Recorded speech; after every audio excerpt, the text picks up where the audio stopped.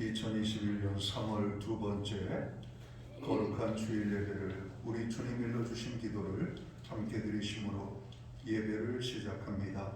너희는 이렇게 기도하라. 하늘에 계신 우리 아버지여, 이름이 거룩히 여김을 받으시오며 나라의 마옵시며 뜻이 하늘에서 이루것 같이 땅에서도 이루어지리이다. 오늘날 우리에게 일용할 양식을 주옵시고 우리가 우리에게 죄 지은 자를 사하여 준 것 같이 우리의 죄를 사하여 주옵시고 우리를 시험에 들게 하지 마옵시고 다만 악에서 구하옵소서. 대개 나라와 권세와 영광이 아버지께 영원히 있사옵나이다. 아멘. 주보에 있는 찬양으로 주님 앞에 나갑니다. 크신 주께 영광 돌리세. 하나님의 성에서 그의 거룩한 산에서 오늘 찬양의 고백으로 주님 앞에 나아갑니다.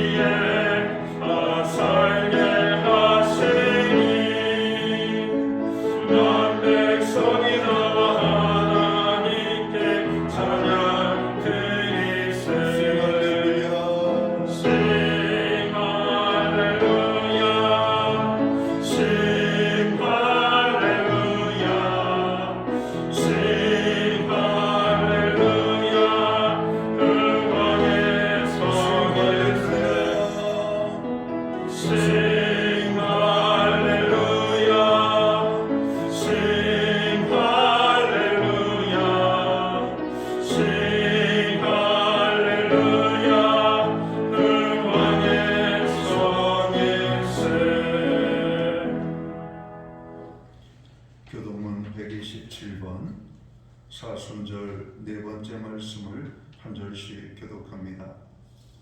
여호와를 자기 하나님으로 삼은 나라 곧 하나님의 기업으로 선택된 백성은 복이 있도다. 여호와께서 하늘에 보사 모든 생을 살리시오. 곧 그가 거하시는 곳에서 세상의 모든 거민들을 굽어 살피시는도다.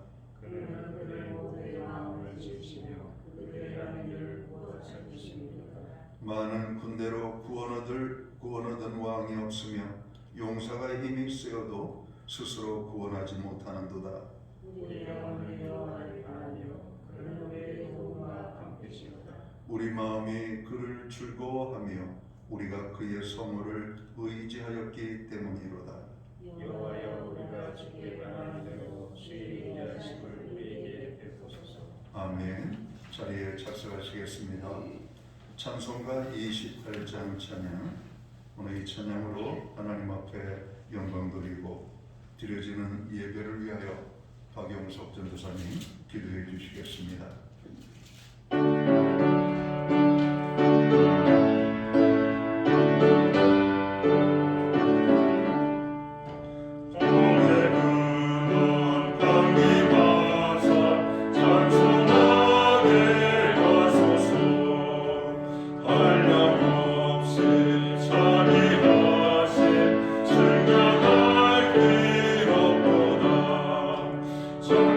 천사들의 찬송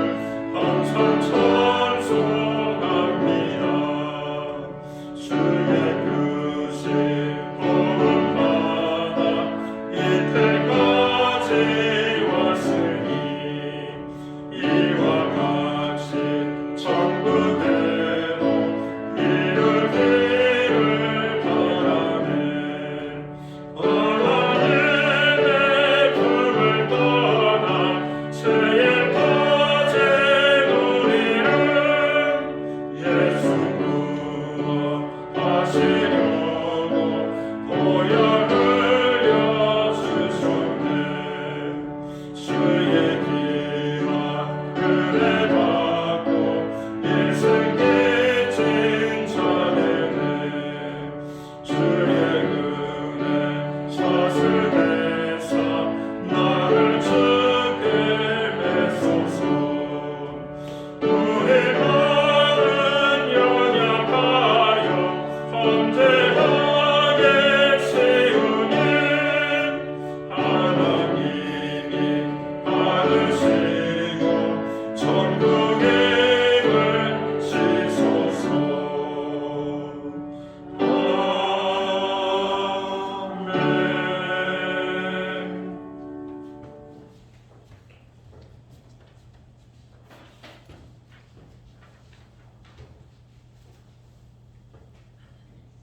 다 같이 기도드리겠습니다.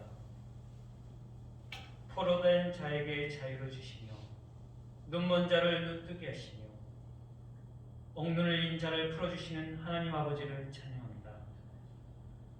한 주 각 처소에서 저희가 복음의 전달자로 하나님의 말씀을 보여주는 자로 살게 하시고 이제 주님 앞에 나와 함께 주님을 높이며 주님의 구원과 자유 주심을 감사드리며 예배드리게 하심을 감사드립니다.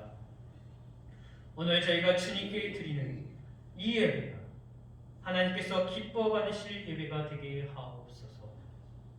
주님, 저희가 만군의 여호와 하나님 앞에 예배드릴 때 하나님께서 기뻐 받으시지 않는 모습과 마음이 있다면 주님 용서하여 주옵소서.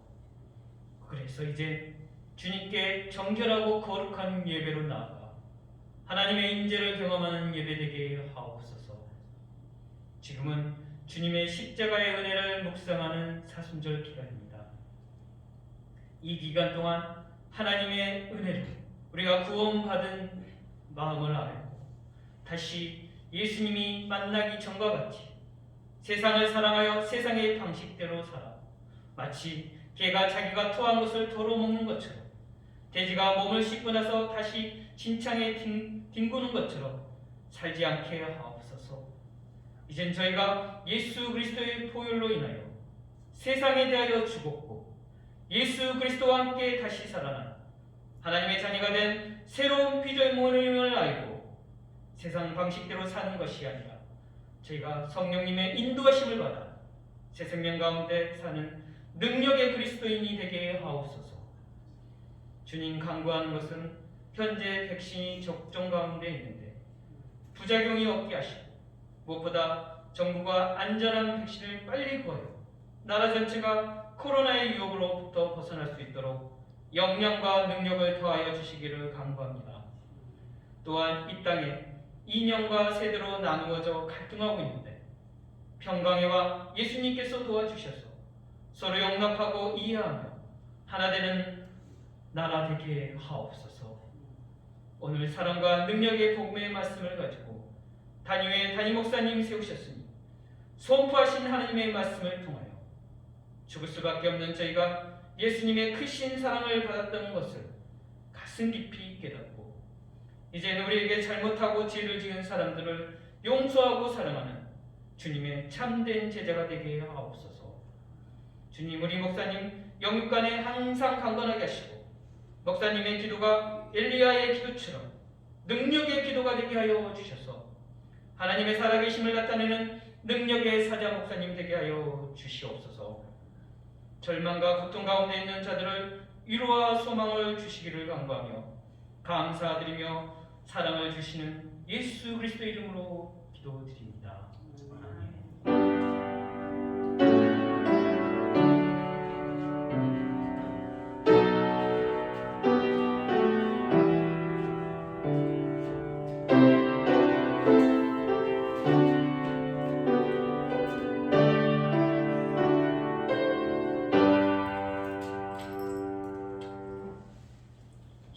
두 번째 거룩한 주일에 교회와 성도들에게 주시는 하나님의 말씀입니다.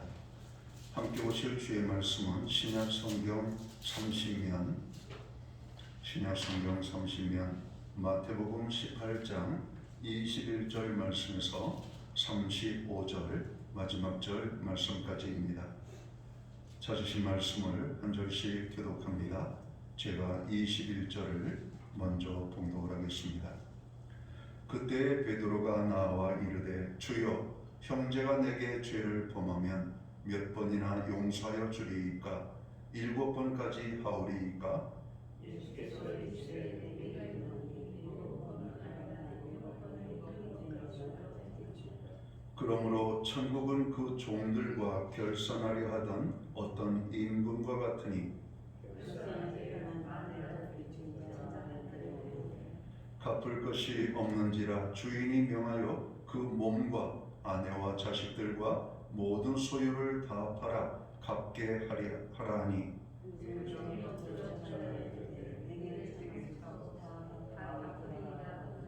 그 종의 주인이 불쌍히 여겨 놓아 보내며 그 빚을 탕감하여 주었더니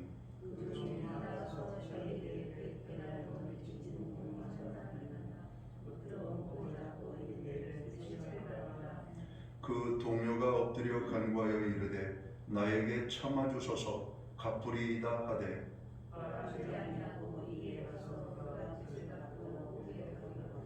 그 동료들이 그것을 보고 몹시 딱하게 여겨 주인에게 가서 그 일을 다 알리니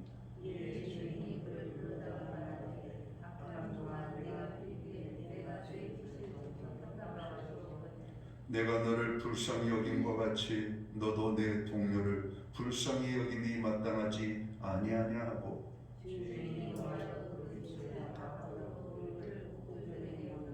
35절 말씀은 함께 읽겠습니다. 너희가 각각 마음으로부터 형제를 용서하지 아니하면 나의 하늘 아버지께서도 너희에게 이와 같이 하시리라. 아멘. 찬송가 50장 찬양, 옛 찬송가는 71장입니다. 이 찬양 1절과 3절 찬양으로 하나님 앞에 영광 돌리고 드려진 예물을 위하여 봉헌 기도 드리겠습니다.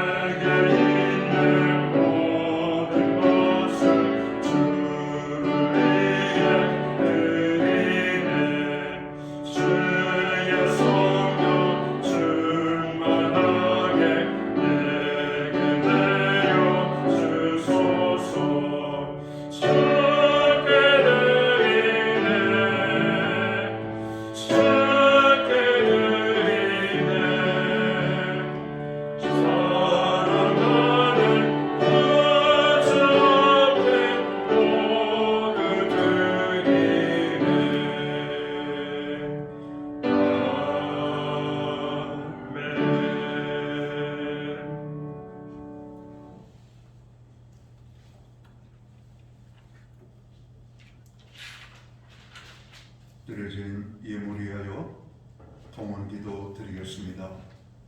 다 함께 기도합니다. 만왕의 왕 되시고 만주의 주가 되시며 모든 생명의 주인이 되시는 창조주 여호와 아버지 하나님, 오늘 우리에게 거룩한 성례를 허락하시고 저희들의 발걸음을 이끌어 주의 성전에 가할 수 있도록 인도해 주심을 진심으로 감사를 드립니다. 오늘도 예배함으로 나아갈 때 우리의 예배가 하나님께서 기뻐 흠양하시는 아름다운 예배가 되게 하여 주옵소서. 오직 아버지의 이름만을 높이며 그의 영광만을 선포하는 오늘 이 예배의 자리가 되도록 주관해 주옵소서. 하나님의 놀라운 임재의 축복이 충만한 예배의 자리가 되도록 주관하여 주옵소서. 지난 한 주간을 돌아보며 주님의 은혜를 다시 한번 기억합니다. 하나님의 은혜로 살아왔음을 고백하며 오늘 정성된 헌물로 주님 앞에 봉헌의 예물을 올려드립니다. 11조의 예물, 각종 제목의 감사의 예물, 목적성 헌물들과 주일원금으로 주님 앞에 드립니다. 드려진 모든 손길들을 주님 축복하여 주시옵소서. 하늘에 복 내려 주시옵소서. 땅에 복으로 풍성케 하여 주옵소서. 가정을 평화롭고 또 이 일터를 형통되게 선물로 주신 우리의 자녀의 삶에는 하나님의 동행하심이 축복의 열매로 가득하게 맺힐 수 있도록 인도하여 주옵소서. 우리는 오늘 또 기도합니다. 교회의 중보기도와 또 개인적으로 간구하는 모든 간구에 하늘의 문을 열어주시고 응답의 축복으로 함께하여 주옵소서. 어려운 시절을 살아가고 있습니다.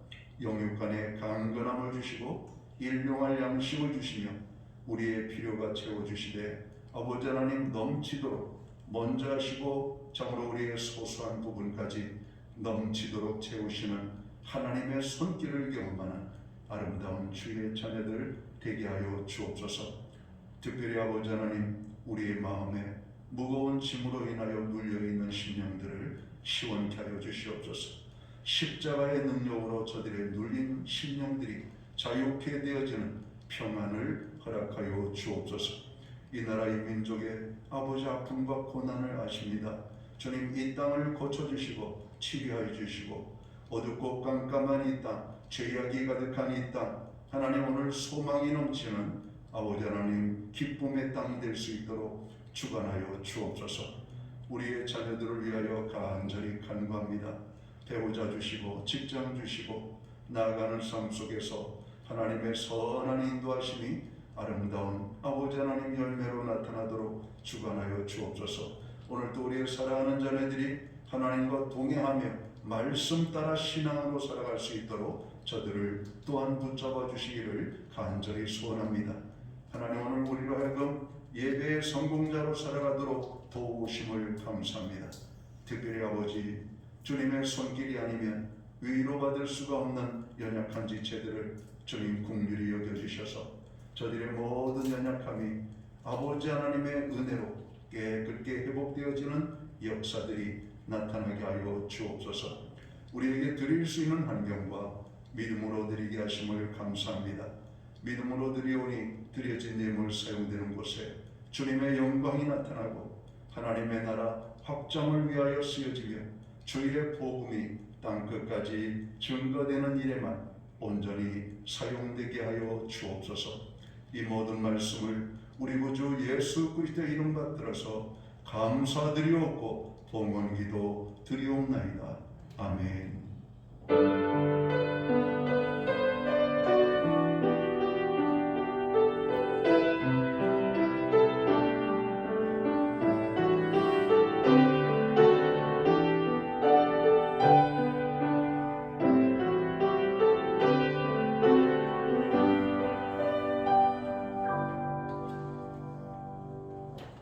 저는 시간 교회를 대신해서 오늘 주일 예배에 참여하신 모든 분들, 그리고 가정에서 영상으로 예배하며 나아가는 하나님의 모든 교우들 한 분 한 분에게 주님의 문안과 인사를 드립니다. 평안하십니까? 또 우리 옆에 계신 분들하고 앞뒤에 계신 분들 반갑게 목례로 인사 나누도록 하겠습니다. 반갑습니다. 축복합니다. 하나님의 은혜가 오늘 예배의 자리에 가득하게 임하게 되기를 바랍니다. 예배의 회복이 삶의 회복입니다. 힘들고 어려울수록 예배의 자리를 사모하고 예배 그 자체를 통해서 회복되어지는 축복의 은혜가 임하게 되기를 원합니다. 교회를 위하여 중보기도해 주심을 늘 감사하고 여러분들 기도할 때마다 교회를 위하여 중보기도해 주시기를 바랍니다. 안전한 예배를 위하여 교회 예방수칙에 적극적으로 따라주시고 예배 전후로 성도의 만남과 교제를 최소한으로 나누시기 바라고, 또 교회에서 내 물건이 아닌 기타 여러 다른 물건들을 만지면 곳곳에 세정제가 놓여 있으니까 세정제로 손을 씻으시기를 바랍니다. 매주 수요일마다 온라인 성경 공부를 올려드리고 있습니다. 금주는 이익과 기도 응답은 어떻게 받습니까? 라는 제목으로 여러분 성경 공부를 하시겠습니다. 교회는 사순절을 보내고 있습니다. 말씀과 기도 가운데 십자가를 잘 묵상하고 계신가요?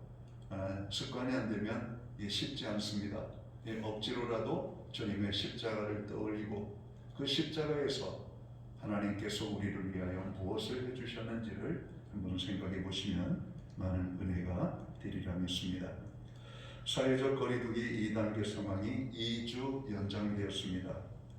여전히 500명 가까운 많은 확진자들이 발생하고 있기 때문에 2단계에서 좀처럼 단계가 내려오지 않고 있습니다.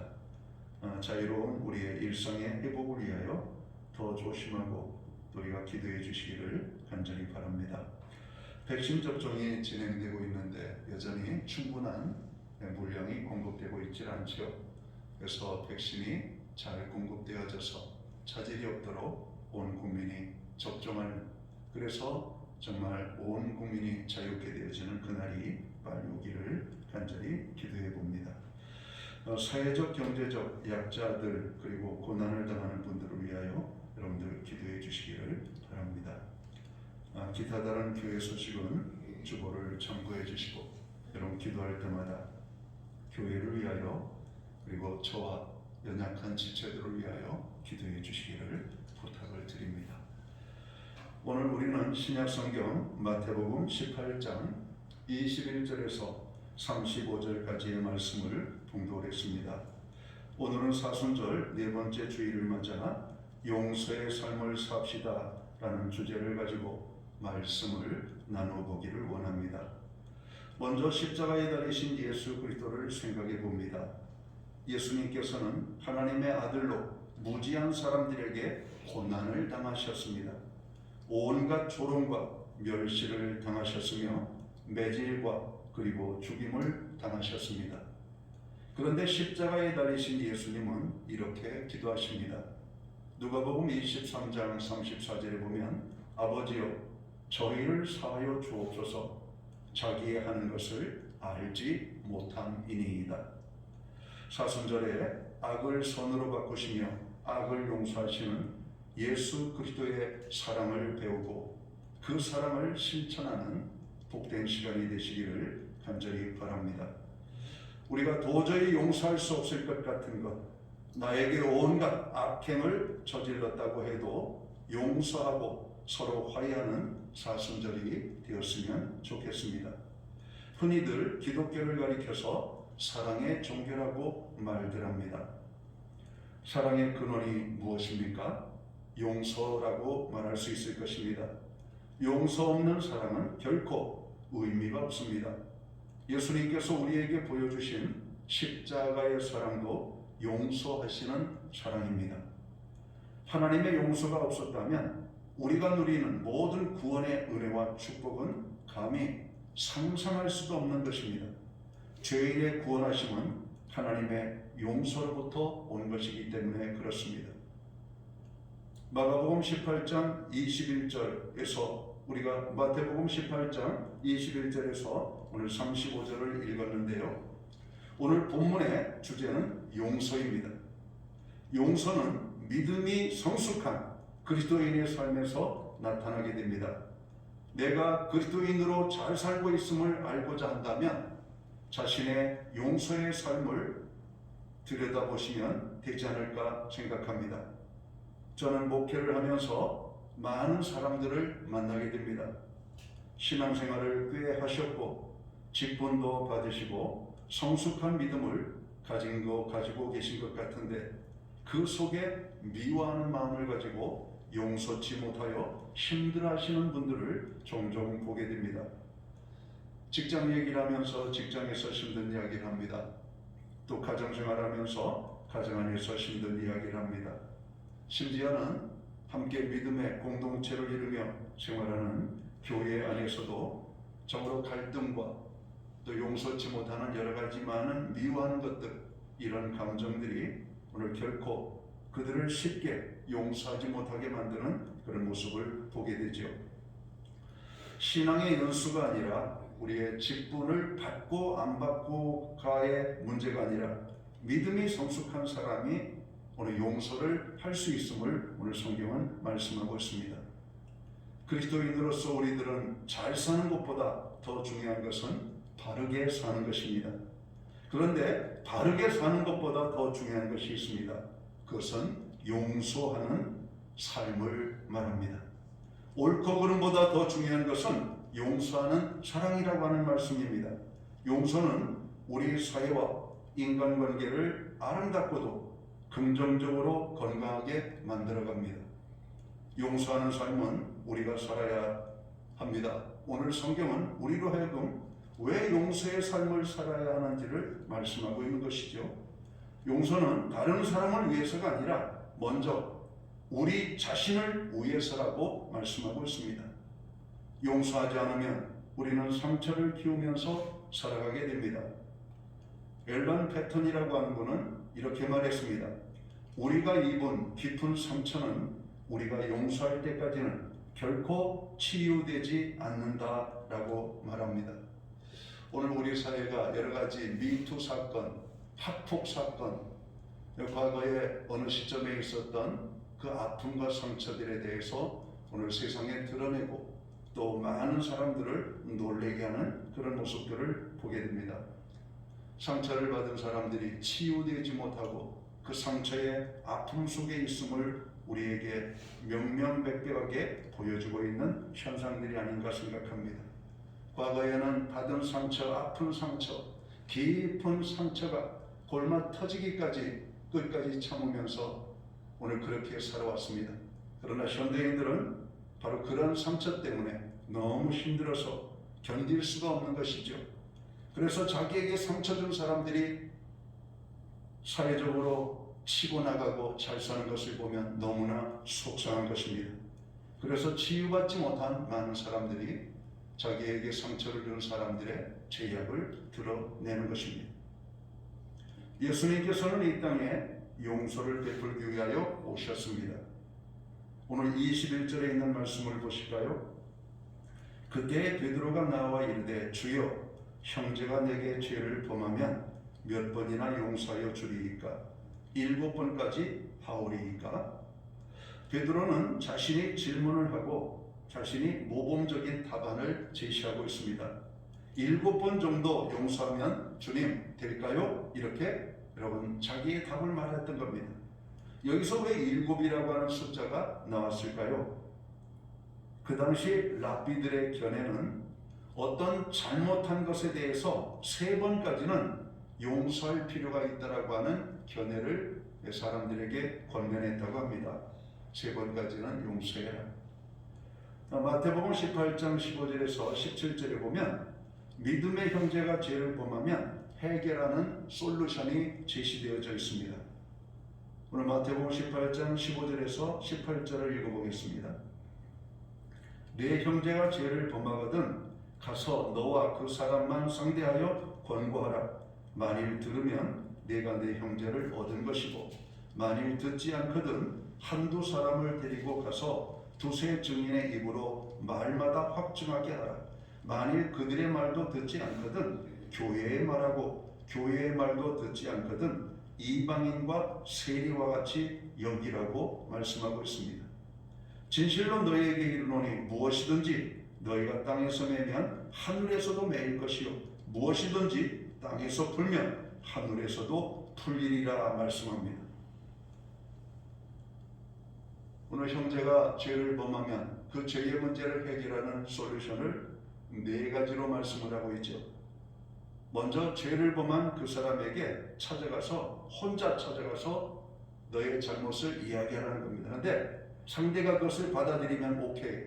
근데 받아들이지 않으면 어떻게 하는가? 두세 사람들을 동행하고 그 사람을 또 찾아가라고 하는 겁니다. 그리고 그들을 증인으로 세우고 또다시 그에게 얘기하라고 하는 겁니다. 근데 그들이 그 이야기도 듣지 않냐면 오늘 그 문제를 교회에 얘기하라고 하는 것이죠. 교회라고 하는 것은 공동체를 말합니다. 그 공동체에 얘기를 하고 공동체가 그 사람을 불러 정중하게 권면하는 데에도 받아들이지 아니하면 이방인처럼 여기라고 하는 겁니다. 소위 말해서 세리처럼 여기라고 하는 겁니다. 참으로 이 놀라운 진리가 아닙니까? 이런 배경에서 베드로의 7번 용서가 등장하게 된 겁니다. 랍비들의 3번 용서, 오늘 형제가 죄를 범했을 때 우리 4가지 단계로 죄의 문제를 해결하는, 그래서 7번이 되는 겁니다. 이렇게 7번 정도 정중하게, 그런데 여기 한 가지 누락되어 있는 모습을 보게 되죠. 진정으로 그 사람을 용서하고자 하는 마음이 과연 여기에 담아있는가 살펴봤을 때에는 여기에는 모든 것이 전제가 있습니다. 그것은 선제 조건입니다. 그 사람이 우리가 말한 것을 받아들인다면이라고 하는 전제가 있는 겁니다. 그러니까 어떻게 말하면 주님께서 우리에게 말씀하시는 용서와는 조금 거리가 있는 것이죠. 세상의 많은 사람들은 잘못에 대해서 지적했을 때, 그리고 용서하기를 원할 때 상대가 진정으로 죄를 뉘우치고 받아들이면이라고 하는 이 전제가 있는 것입니다. 그런데 예수님께서는 뭐라고 대답하십니까? 22절을 보겠습니다. 베드로의 이야기를 듣고 예수님이 말씀하시죠. 예수께서 이르시되 내게 이르노니 7번뿐만 아니라 7번을 70번까지라도 할지니라. 예수님께서는 이렇게 말씀하시는 것은 율법적인 한도를 말씀하신 것이 아닙니다. 490번이라고 하는 율법적인 한도가 아닌 무한 용서를 말씀하고 계시다라고 하는 사실입니다. 그 얘기는 뭡니까? 예수님은 진정으로 그가 용서받기를 원하는 진정성을 가지고 그에게 오늘 말하고 있는 것입니다. 그렇습니다. 예수님께서는 끝까지 용서해야 됨을 교훈하고 계시는 것이죠. 그리고 비유를 들어서 용서의 삶을 살 것을 말씀하고 있습니다. 오늘 그래서 23절에서 35절까지 보면은 바로 이 용서에 대한 비유를 주님이 말씀하시는 겁니다. 그렇다면 우리가 왜 용서의 삶을 살아야 합니까? 몇 가지 이유가 있는데, 첫 번째는 우리가 용서의 삶을 살아야 될 이유가 우리가 하나님의 긍휼하신 가운데 용서함을 받았기 때문이라고 하는 사실입니다. 27절을 보겠습니다. 그 종의 주인이 불쌍히 여겨 놓아 보내며 그 빚을 탕감하여 주었더니 말씀합니다. 오늘 이 종은 어마어마한 돈을 빚졌습니다. 1만 달란트의 빚을 졌습니다. 한 달란트는 성인 남자의 여러분 10년에서 15년 정도의 임금을 의미합니다. 그러니까 1만 달란트라고 하는 말은, 여러분 어떤 분이 이것을 수학적으로 표시했는데 한 사람이 5,000번을 나고 죽고 하는 시간만큼이라고 그래요. 한 사람이 5,000번을 새롭게 태어나 죽을 때까지 일해서 번 돈을 갚아야 되는 돈이 1만 달란트의 금액이라고 하는 겁니다. 그 얼마나 여러분 어마어마한 돈인 것을 알게 되죠. 그거를 어떻게 갚겠어요? 어떻게 이렇게 빚을 졌는지 모르겠지만 갚을 길이 없는 그 사람에게 오늘 갚을 수 있는 비결은 그 빚에 대해서 탕감해 주는 것뿐임을 말씀하고 있는 겁니다. 우리는 하나님의 긍휼하신 가운데 용서함을 받았기 때문에 어떤 용서? 도대체 우리의 힘과 능력으로는 갚을 수 없는 어마어마한 빚을 진 그 빚에 대해서 탕감해 주심으로 말미암아 빚으로부터 자유케 되어진 그 용서의 기쁨을 받은 사람들이기 때문에 우리는 용서의 삶을 살으라고 하는 겁니다. 그렇습니다. 하나님의 긍휼하심과 용서가 없었다면 우리들은 죽어마땅한 존재들이 되었을 것입니다. 로마서 3장 10절은 의인은 없나니 하나도 없으며 라고 말씀합니다. 로마서 3장 23절은 모든 사람이 죄를 범하였음에 하나님의 영광에 이르지 못하더니, 로마서 5장 9절에 보니까 그의 피로 그의 죄로 말미암아 의롭다 하심을 받아 그의 피로 의롭다 하심을 받았으니 더욱 그로 말미암아 진노하심에서 구원을 받을 것이요, 이렇게 말씀합니다. 이와 같이 우리들은 불의한 자들로서 죽을 수밖에 없었습니다. 그런데 하나님께서 우리의 죄를 여러분 위하여서 탕감해 주셨다라고 오늘 33절은 말하고 있는 것이죠. 33절을 볼까요? 내가 너를 불쌍히 여긴 것 같이 너도 내 동료를 불쌍히 여김이 마땅하지 아니하냐. 32절에 보니까 이의 주인이 그를 불러다가 말하되 악한 종아, 내가 빌기에 내가 내 빚을 전부 탕감하여 주었다. 이렇게 말씀하고 있는 겁니다. 그래서 33절에 보면 너희가 그렇게 불쌍히 여김을 받은 것 같이 내 동료에 대해서 불쌍히 여겨야 되지 않겠느냐. 하나님께로부터 용서함을 받은 용서는 어마어마한 용서였습니다. 그런데 오늘 우리들이 용서해야 될 형제 자매들의 죄는 어떤 겁니까? 백데나리온의 죄입니다. 백데나리온의 죄는 뭡니까? 1데나리온은 성인 남자 한 사람이 하루에 받는 품삯을 의미합니다. 아까 1달란트는 어떤 금액이라고 그랬죠? 한 사람이 10년에서 15년 정도를 노동해서 갚아야 될 정도의 큰 돈이라고 하는 말씀. 그런데 이 어마어마한 1만 달란트 탕감받은 사람이 자기에게 겨우 100데나리온 빚진 사람을 용서하지 못하고 그를 옥에 가두어 넣었다라고 하는 말씀이죠. 오늘 우리들이 그렇게 살고 있지는 않은지 돌아봐야 될 겁니다. 오늘 우리는 하나님으로부터 엄청난 은혜와 축복과 용서를 경험했습니다. 그런데 우리는 우리 주변에 있는 또 내 곁에 있는 가까이 있는 사람들의 조그만 허물과 죄를 용서하지 못하고 미워하고 그를 시기하고 또 그에게 고통을 주는 우리들의 연약한 모습을 발견합니다. 빚을 탕감받은 사람은 다른 사람의 빚을 탕감해 줄 알아야 합니다. 마찬가지로 하나님의 큰 용서를 경험한 성도들은 용서의 삶을 살아야 할 것입니다. 자, 우리가 두 번째로 왜 우리가 용서의 삶을 살아야 되는가? 우리는 하나님께서 용서하는 삶을 살라고 말씀하시기 때문에 용서의 삶을 살아야 된다는 겁니다. 33절의 말씀을 다시 한번 더 읽겠습니다. 내가 너를 불쌍히 여김과 같이 너도 내 동료를 불쌍히 여김이 마땅하지 아니하냐. 여기서 마땅이라고 하는 말입니다. 하나님의 용서하심을 경험한 사람들, 용서하심을 경험한 사람들은 당연히 너희에게 죄진 사람들을 용서하라고 오늘 말씀하고 있는 겁니다. 골로새서 3장 13절의 말씀을 보면 이렇게 말씀합니다. 누가 네게 혐의가 있거든 서로 용납하여 피차 용서하되 주께서 너희를 용서하신 것과 같이 너희도 그리하고 이렇게 말씀하지. 에베소서 4장 32절은 또 무엇을 말씀하고 있습니까? 서로 인자하게 하며 불쌍히 여기며 서로 용서하기를 하나님이 그리스도 안에서 너희를 용서하심과 같이 하라고 말씀합니다. 여러분, 하나님의 명령이 용서하며 살라고 하는 것은, 그리고 우리가 용서하면서 사는 것은 바로 우리들 자신을 위한 것임을 알아야 된다고 하는 겁니다. 남을 미워하면 미움을 받는 사람보다도 미워하는 사람이 더 힘들다라고 하는 말을 우리가 종종 하잖아요. 용서를 하는 겁니다.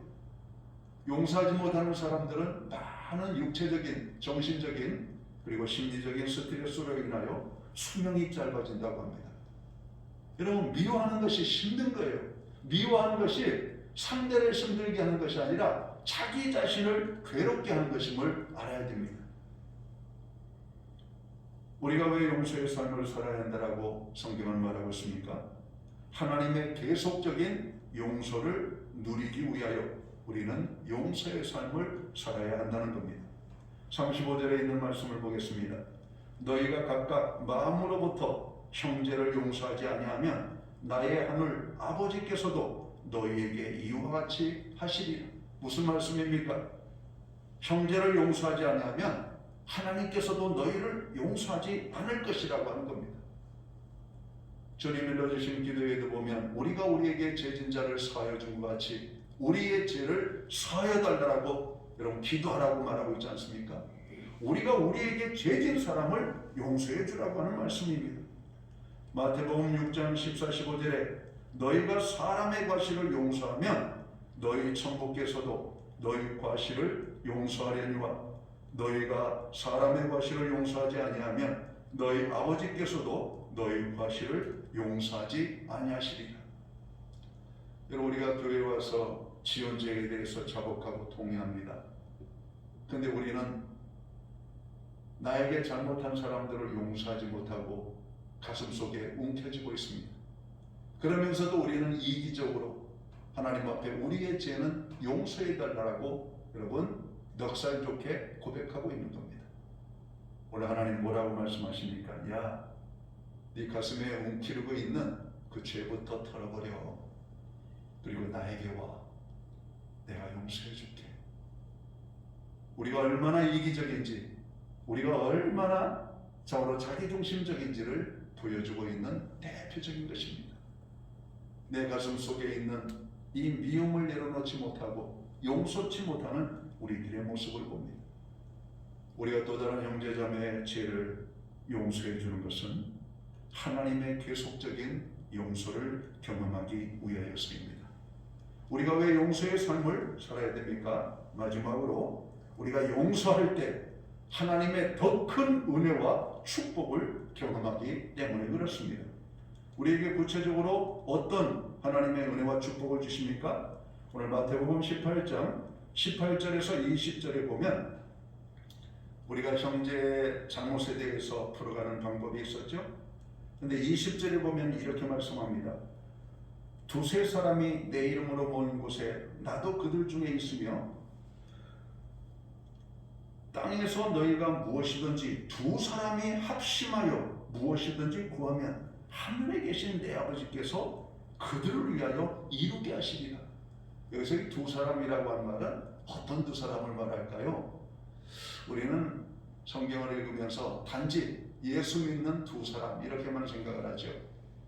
그러나 마태복음 18장 15절 이하의 말씀을 쫙 읽어보면 용서를 해준 사람과 용서를 받아들인 두 사람이 화해를 하고 하나님 앞에 기도하면 그 기도는 하나님께서 이루게 하시겠다라고 하는 말씀입니다. 여러분, 이 놀라운 진리입니다. 오늘 교회가 갈등하고 싸우고 미워하고 원수지면서 기도하면 여러분 하나님이 그 교회의 기도를 응답해 주지 않는다는 거예요. 그러나 오늘 교회 안에 형제자매들의 죄들을 용서하고 그 용서를 기쁨으로 받아들이고 화해가 이루어지고 그들이 한 목소리로 하나님 앞에 부르짖어 기도할 때 그 기도를 하나님이 받으신다라고 하는 말씀입니다. 여러분, 이 응답의 비결이 바로 여기에 있는 겁니다. 우리가 왜 용서를 해야 되는가? 오늘 우리는 하나님의 은혜와 축복을 누리며 살아야 될 하나님의 사람들이기 때문입니다. 용서할 때 하늘의 문이 열립니다. 용서할 때 기도의 응답의 축복이 있게 됩니다. 창세기 39장에 보면 요셉의 이야기가 등장하죠. 요셉의 생애를 보세요. 30세가 되기 전까지는 얼마나 고난과 아픔과 억울한 일을 많이 당합니까? 그 모든 억울한 일을 보면 우리 같으면 속 터져 죽어요. 억울해서 죽어요. 분해서 죽어요. 그런데 요셉은 성경 어디에도 그것 때문에 억울하고 분했다 이런 모습을 찾아내기가 어렵습니다. 오히려 자기 형제들을 만났을 때 형들이 나를 이곳에 팔았으므로 인하여 두려워하지 마소서. 하나님께서 우리 가정을 구원하시려고 저를 먼저 이 애국 땅에 보내신 것입니다. 자기 주인의 모함을 받고 감옥에 갇혔을 때에도 그 주인의 아내를 원망하거나 원수로 삼지 않았습니다. 오히려 그 마음에 저들의 악함을 용서해주는 요셉의 마음을 보지. 그랬을 때 하나님께서 요셉을 높이 들어 쓰셨던 것을 기억합니다. 사회생활하다 보면 억울한 누명, 또 내가 받지 않아도 될 비난, 또 내 자신이 마땅히 받아야 될 보상들을 받지 못하고 잘못된 평가를 내린 상사나 동료, 또 나에게 피해를 준 많은 사람들에게 대해서 미워하는 마음이 생기는 것은 인지상정입니다. 그러나 그 모든 사람들을 용서하라고 하는 겁니다. 오늘 우리가 이 사회를 좀 더 밝게 만들고 우리 가정을 좀 더 해피하게 만드는 모습은 용서하는 모습이 더 많아질 때입니다. 우리가 용서할 때 하나님은 더 큰 은혜와 축복을 주십니다. 용서는 우리에게 기쁨과 평안을 경험하게 하기 때문에 우리가 용서해야 된다고 하는 말씀이죠. 가늠을 하다 잡힌 여인이 많은 군중들에 의하여 예수님 앞에 여러분 잡혀오잖아요. 그래서 주께서 말씀하시기를 너희 중에 죄 없는 자가 그 여인을 향하여 돌로 먼저 치라고 말할 때 그들은 손에 잡고 있는 돌들을 다 내려놓고 그 자리를 떠나갔다 이렇게 말합니다.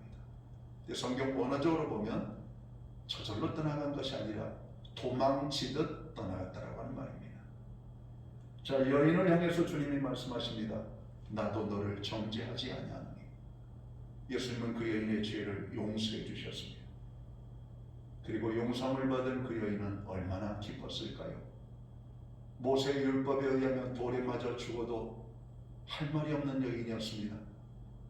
바로 이것이 1만 달란트 빚진 자의 모습입니다. 죽어 마땅한 죄. 그런데 우리는 조그만 죄에 대해서 용서하지 못하고 우리의 마음에 불편함을 갖고 하나님의 뜻을 이루지 못하는 우리들의 모습을 보게 됩니다. 오늘 본문은 우리에게 무엇을 말씀하고 있습니까? 하나님의 무한한 용서의 은혜를 말씀합니다. 하나님의 은혜는 그 어떤 것으로도 갚을 수 없는 큰 은혜임을 말씀합니다. 또한 우리의 죄가 얼마나 큰 것인지를 보여주고 있는 말씀입니다. 은혜 받은 자, 즉 용서함을 받은 자로서 용서의 삶을 사는 것은 마땅함을 오늘 성경은 말씀하고 있습니다. 용서를 받고도 용서치 않는 것은 대언망덕이라고 하는 말씀입니다. 악한 종이고 하나님의 자녀가 아니라고 하는 말입니다. 용서하지 않는 자에 받을 심판이 오늘 있음을 또한 성경은 말씀하고 있습니다. 용서는 그리스도인의 삶의 방식이며 삶 자체라 말할 수 있을 것입니다. 왜냐하면 그리스도인은 일생을 예수 그리스도의 십자가의 은혜를 붙들고 살아가야 하기 때문에 그렇습니다. 예수 그리스도의 십자가는 하나님의 무한 용서의 표지입니다. 그래서 우리 그리스도인들은 끊임없는 용서의 삶을 살도록 힘써야 할 것입니다. 용서는 참으로 아름다운 것입니다. 용서는 참으로 가치가 있는 것입니다. 용서는 아무런 조건 없이 이루어질 때 더 아름다운 용서가 될 것입니다. 용서는 깊은 마음에서 우러나서 하고 끝까지 할 때 참된 용서가 될 것입니다. 사순절입니다. 다른 사람들의 허물과 죄를 진정으로 용서하는 삶을 실천해 보시기를 주의 이름으로 축원합니다. 기도합니다. 하나님 아버지, 사순절을 맞이하면서 용서라고 하는 주제를 가지고 함께 은혜의 말씀을 나누었습니다. 용서의 삶을 사는 것은 내가 너그러운 사람에서 사는 것이 아니라 내가 다른 사람들보다 특별하기 때문에 용서하는 것이 아니라 우리는 죽어 마땅한 죄인들인데 하나님의 무한하신 용서함을 경험한 사람들이기 때문에 그 사랑을 경험한 사람들은 용서하는 삶을 살라고 주님은 말씀하십니다. 십자가의 은혜를 생각하며 주님이 나의 죄를 용서하신 같이 오늘 내 주변에 내 가족 중에 내 이웃 중에 오늘 믿음의 형제 자매들 가운데 용서치 못하고 미워하는 마음을 가지고 있다면 이 시간 십자가의 능력으로 그들을 용서할 수 있는 마음을 허락해 주옵소서.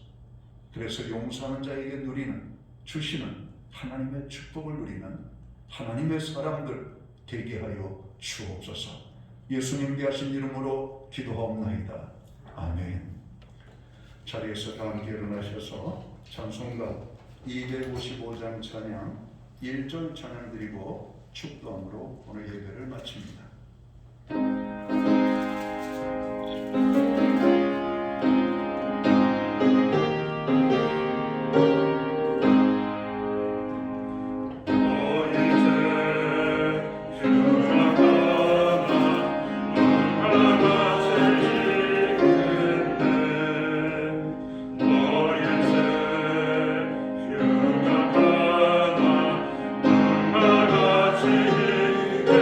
내